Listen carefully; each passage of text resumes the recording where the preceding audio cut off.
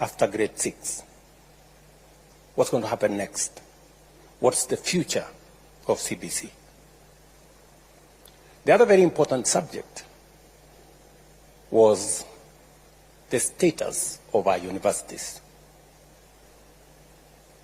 At that time, 23 out of our 40 public universities were technically bankrupt or insolvent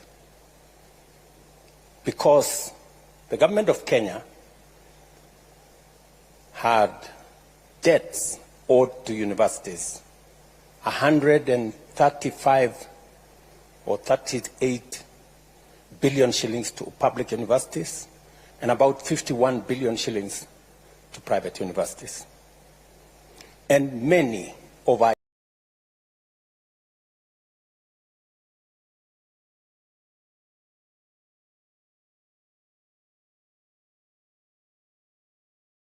universities could hardly pay salaries. In fact, some of them paid half salaries. I even had a conversation with one of the vice chancellors, and he told me that they have never paid full salary for the last 13 years to lecturers. We had many suppliers who were not paid. In fact, for those who are doing engineering courses in medicine that requires supplies for practicals and many other requirements, many of them could not afford. And what happened? It was beginning to affect the quality of our education. And you all know, because you are scholars, that there is a common saying that to destroy a nation, you don't have to use an atomic bomb or to use long-range missiles. All you need to do is to lower the quality of education, and if there is exam cheating, you will have destroyed a nation. So, when I came into office, among the first things that I did, because it was important that we save our education system, I appointed a 42-person task force made of education professionals, people who had run schools and universities and colleges, people who had experience. And they took almost 8 months. And I tasked them with sorting out the issues in our education sector. These great professionals, and I have every reason to believe they did a good job. They came up with recommendations on what to do with CBC, recommendations that we have implemented, and to a great extent, we now have an aligned, competence-based education system. They also recommended what I needed to do in terms of pupil-teacher ratio. And it's the reason why I have hired 56,000 new teachers in the last 2 years, the largest in the history of Kenya. And it is also the reason why we are implementing the student-centered funding model that is aimed at sorting out the challenges that are in our universities. We are 1 year in. Last year, we admitted students using this model. And what this model has done is that we have taken the amount that we are funding our universities from an average of 45 billion shillings every year to 82 billion shillings every year. That is the quantum of additional resources we are making available both for help, for scholarships that go to our universities. The biggest challenge that universities had was that they had inadequate funds, because we promised, or government promised, that they would sponsor students, both loan and scholarship, up to 80%. But they didn't meet their end of the bargain. And we ended up with a big crisis. As I have told you, we ended up with debts of close to 180 billion shillings owed to our universities. As a result, universities could not teach the courses that they were offering to our students, and we ran the real risk of lowering the quality of our education. And as I have told you, you know what kind of a risk that poses to our nation. The new student-centered funding model has 5 bands. The banding did not start with this model. Everybody should know that. We started the banding in 1996. There has always been banding. It didn't start with this model. I know there is a push that maybe this banding started with this model. It did not. It's always been there. All we did is, instead of having four bands, we made it 5. And we have reasons for that, and I'll explain. Number 2, the loan component, again, did not start with this model. I went to university in 1987 as a fresher, and I had a loan, just like you do. I paid my loan. My loan was 55,000. There was an interest of 2%. The statistics are there with the Higher Education Loans Board. I paid my loan facility with an interest, so I paid 69,000. In fact, I paid my loan when I got my first salaried job as a member of parliament. So the loan component is not a new thing. It's what has always been there. It's what makes the model sustainable. What we have done is, and I want to put this in context,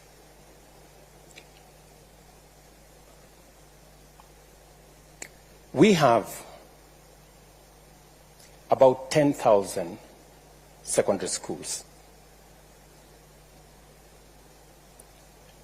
3,500 secondary schools in mostly rural areas, informal settlements, marginalized areas.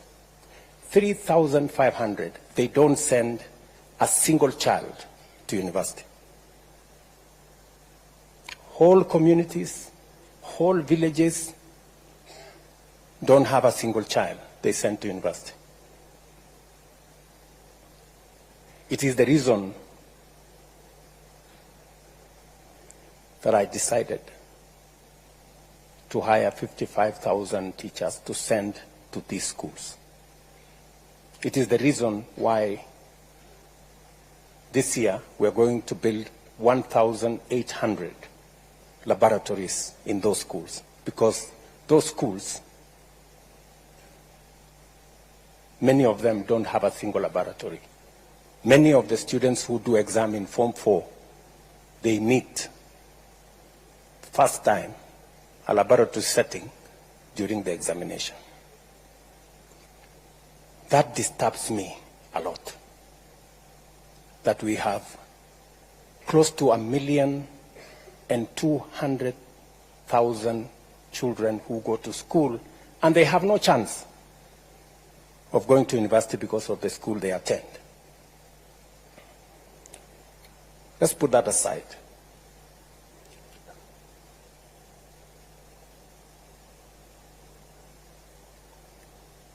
In the new funding model,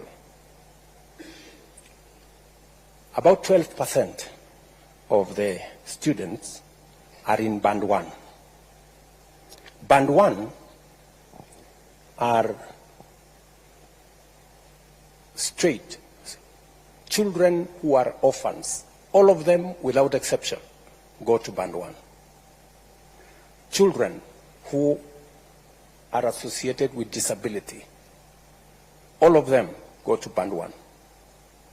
Children whose parents are on cash transfer because they are classified as vulnerable, all of them go to Band 1. And students whose parents earn below 6,000 shillings a month. All those students go to Band 1. And this Band 1, we changed it slightly. Everybody used to get 80% scholarship and loan. We decided that for these kids, we raise it to 95%. From 80 to 95%, they get loan and scholarship. 70% scholarship, 25% loan, and only 5% their parents pay. And that is roughly maybe something below 5,000 shillings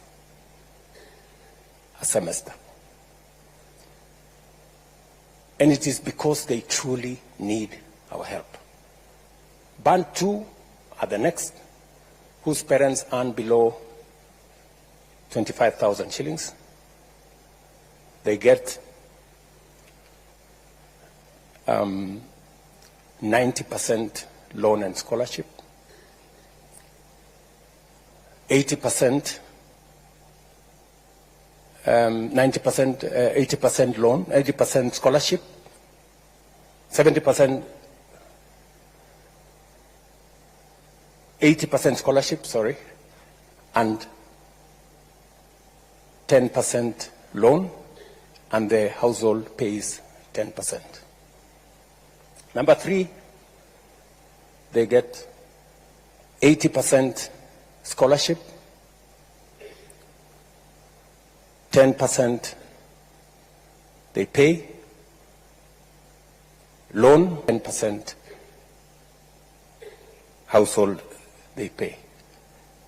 These are the 3 most important because they affect the vulnerable. The others, Band 4 and Band 5, these are the people whose parents earn up to 70,000 are in Band 4, and in Band 5, the people whose parents earn beyond 70,000. So, the assessments are being done by a means testing instrument. They are not an arbitrary figure. A means testing instrument that has been in operation since 1996. I don't know whether the people from Higher Education Loans Board are here. When did the means testing instrument come into? Is it 91 or 96? 1996. That means testing instrument has been there since 1986. And it has parameters from a multi-agency approach. We have parameters from Kenya Revenue Authority. We have parameters from Kenya National Bureau of Statistics. We have parameters from NIMS, which is the education portal for registration of persons.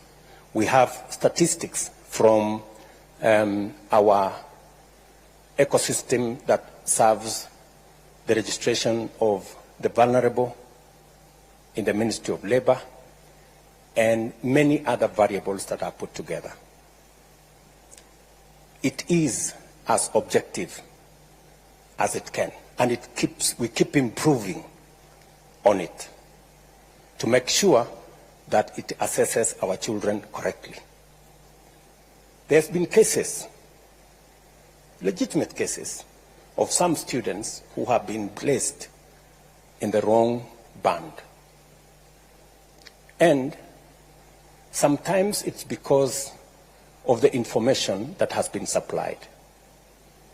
And there is an opportunity for a parent or a student, if they are banded in a band that they don't think they belong, there is an appeals process.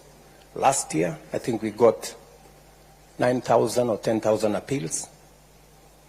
This year, we've gotten how many appeals so far? How many appeals so far? 26,000 appeals have come in, and they are being processed. And they have undertaken that any appeal of the 100 and how many students applied? 134,000 students applied, 26,000 have appealed, and they are being processed. They've given me their word that the processing will take 3 weeks, and every parent or student will get their responses. Yes, sir. Especially if they have supplied information and corrected the information that sometimes in the portal. Yes, sir. Some of the time, when students go to a cyber, and sometimes the cyber keys in information that's not correct, we end up with the wrong information, and sometimes we end up with students in the wrong band. But overall, it's a process that has been tested, it's a process that has worked, and we want to use it to take our education to the next level. Let me conclude so that I can take questions from you. Let me conclude by saying I have engaged stakeholders. I have had already 3 meetings with vice chancellors because I wanted to get feedback from them as to whether the model is working and whether the model is sustainable. In all the 3 meetings, the vice chancellors and the managers of our universities have confirmed to me that the model is working, and that together, in fact, one vice chancellor told me when he told the people in his ecosystem the model is working, he was told, yeah, it's working for the university because you can now afford to pay your suppliers and salaries, but it's not working for the student and the parent. But then I asked him, if it is working for the university belongs to the students and the parents. Or at least so I think. The other feedback that I have got from the vice chancellors is that we need to do more explaining. The students need to understand it, the parents need to understand it. And that's part of the reason why I decided to have this town hall so that we can have a conversation. I've also engaged students in different fora. They've told me their concerns. They've told me about this loan. They don't want this loan. They wanted to be a scholarship. And I have told them, the loan is part of what sustains this. If I didn't pay my loan, possibly you couldn't get a chance to learn. So everybody, it's a continuous process. You pay today, you learn today, you pay tomorrow so that somebody else can learn the next day, and they pay, and we all, it's a relay of sorts. They have raised issues about some of the students that are being put in the wrong bands, and I have explained to them that these are issues that we can correct. So, ladies and gentlemen, welcome to this town hall. I know I've taken a bit long. Welcome to this town hall. I'll field questions. Please be as candid, as open as possible. And there are no consequences for asking any question. So,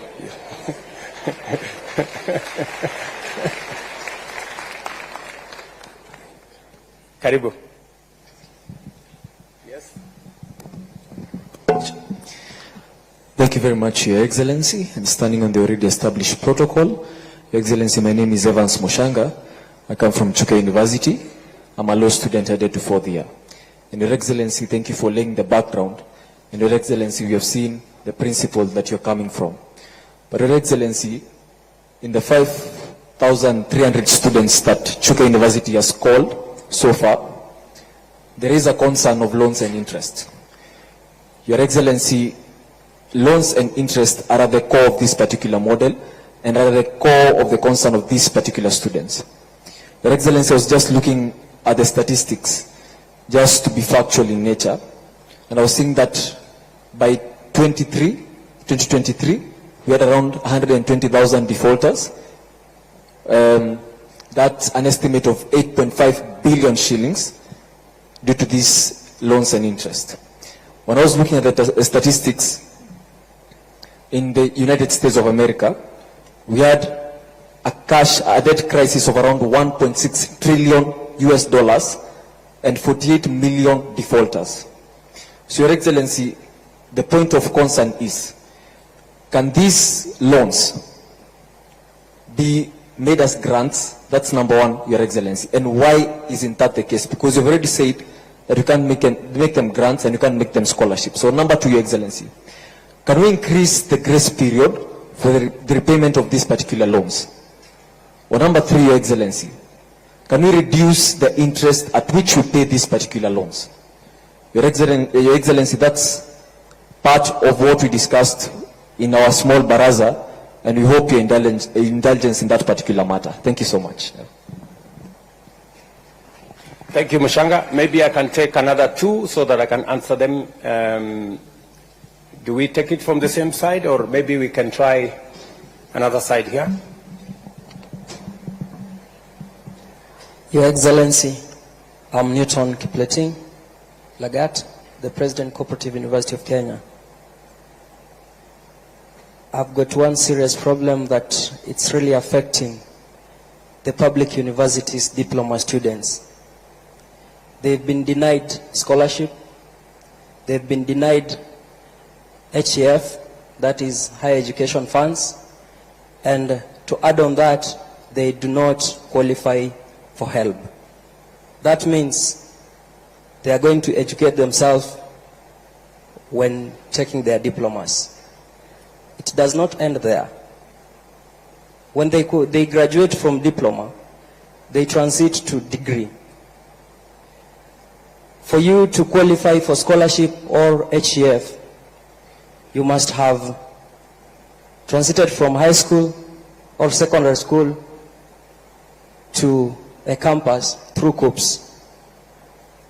Diploma students are not in COOPs. They've already gone. So that means you've educated yourself in your diploma. You're again going to educate yourself when taking your degree. The new funding model has not addressed that. Thank you.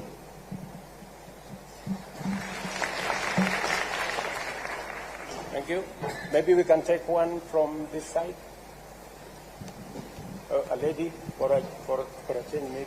Thank you. Your Excellency, my name is Mogesi Maroa.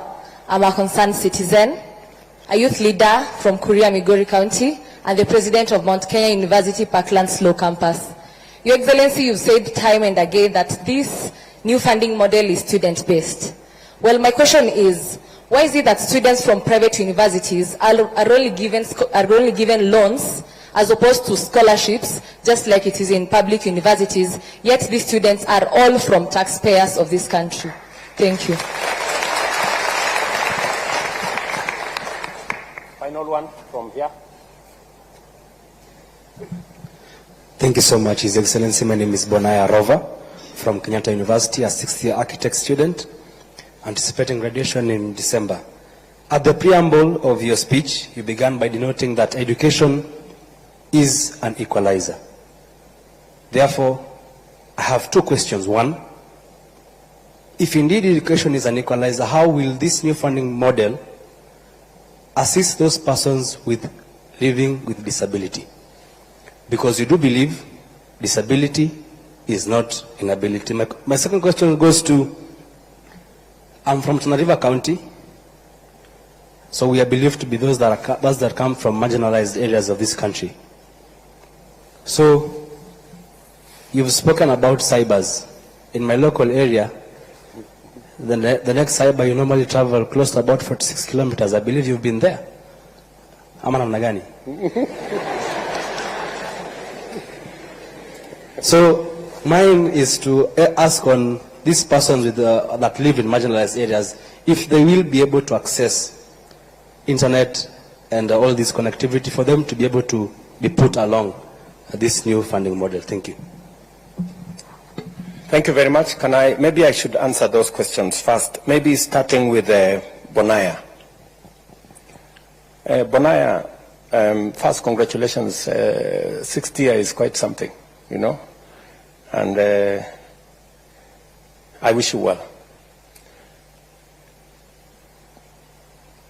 Students who live with disability, as I have said, in this model, we have actually said that those students living with disability, they automatically qualify for Band 1.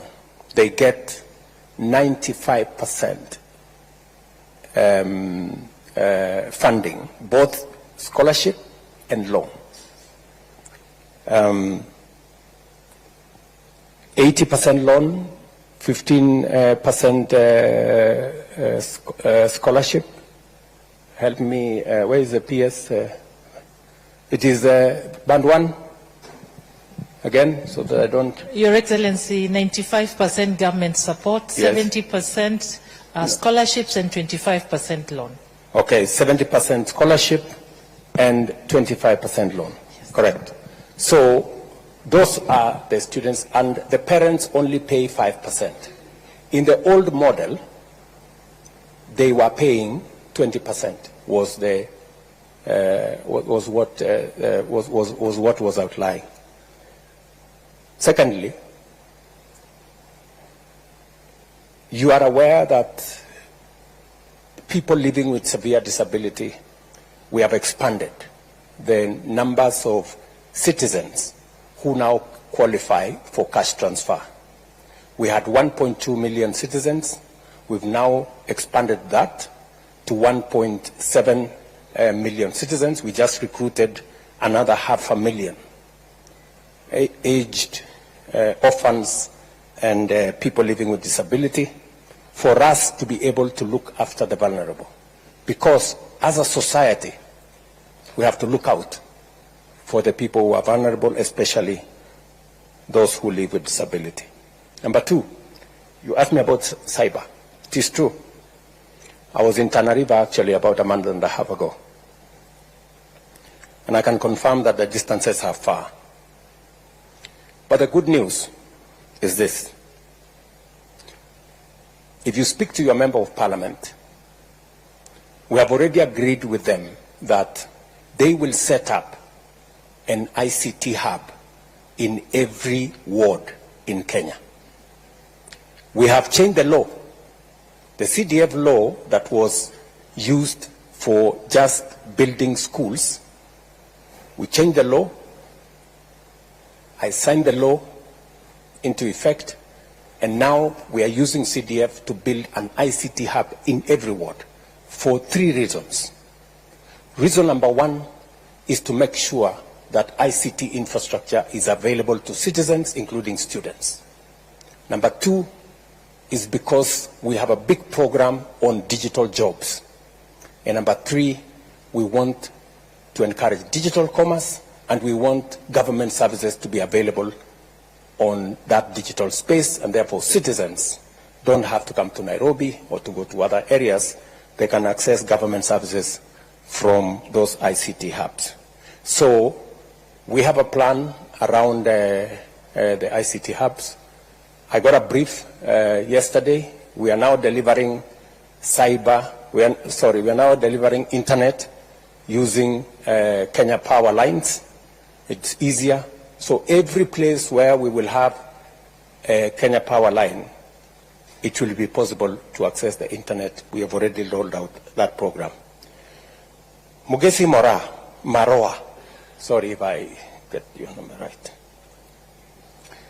You have a very valid point that private universities have students whose parents are taxpayers. That's correct. Public universities are run using public funds. We sponsor, as government of Kenya, public universities. Private universities have sponsors. They have foundations. They are run by people who have networks of raising funds, either using foundations or other means, which sometimes as government we don't have. And because we value the fact that even those in private universities are also Kenyan students and their parents are taxpayers, that is why we haven't shut the door on them. We have said we are going to make public resources available to those students as loans, the same way we are making public resources as loans available to students in public universities. The only reason, Mogesi, why we, in this model, we have said we cannot provide for scholarship is because in the past, we said we are going to give them scholarship. And because we didn't have the money, we didn't. And we put many of those private universities in a lot of trouble. In fact, one public university closed down because we took students to them. They trained the students. We owe them money. They couldn't pay their staff. They couldn't pay. They closed down. So it is better we keep our word. It is better for us to say, this is the much we can do, rather than for us to say we can do so much. Today we have a debt of about 51 billion shillings owed to our private universities. It is a debt that we must pay, but it is unfair for us to continue to accumulate debt. It is better we tell them, for the moment, we cannot afford, but in the future, when our situation improves, we can reconsider. My good friend, Mr. Lagat, you've made a case for diploma students that they don't qualify, and I think your question is diploma students who are studying in universities. The loans and provisions we have made are for students in our TVETs. And I will tell you where the difference is. You know, as a way of making sure that our TVETs function, when I was Minister for Higher Education, I found out that it was cheaper to go to university than to go to a TVET institution. that was the case. Because we didn't consider properly Tibet. And it is one challenge I had to deal with. Because for a very long time, as a country, we considered Tibet as a place for students who are failures, for lack of a better word. And that was a very wrong classification. And that is why when I became Minister for Higher Education, I brought a very big conversation. In fact, it was a very controversial conversation. I remember one Vice Chancellor of Moi University, then Professor Ogot, saying that the minister is causing confusion because this Tibet thing is not the thing to do. But the reality is, whether you go to Germany, whether you go to Australia, many of their students go to Tibet institutions. There is a lot of value in us balancing our education between knowledge on one end and competence and skills on another end. And therefore, it is the reason why I pushed very hard. When I was minister in 2009, 2010, there were only maybe 20,000 students in our Tibet. I started the first 30 Tibet institutions. Today, I am very happy that we have 720,000 students in Tibet from 20,000. And we have made huge progress. And we have closed many skills gap that existed. So I quite agree with you that we must not discriminate.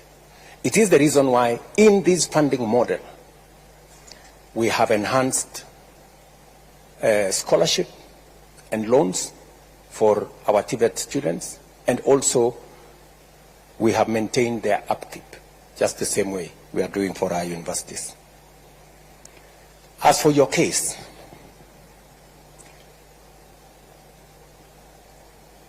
when universities are being considered, they are being considered to provide university degrees.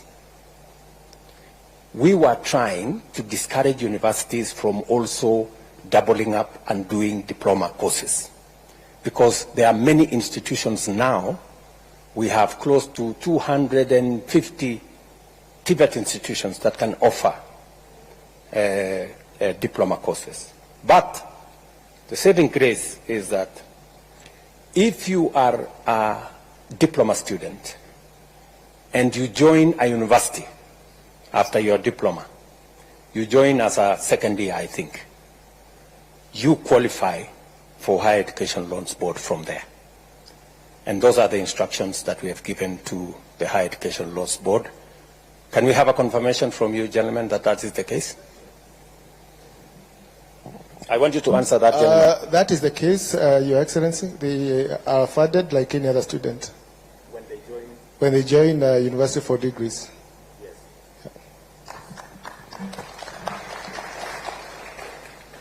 Finally, Evans, my good friend Evans Mushanga. Your issue is that the loans and the default. You know, the loan issue is not, as I told you earlier, is not a new phenomenon. All of us, I can tell you, any student who has gone through university, unless their parents paid the full fee, they have a loan. And I don't think there is any crime in having a loan. And I don't think there is any crime if you have a loan and you genuinely don't have the money to pay for it.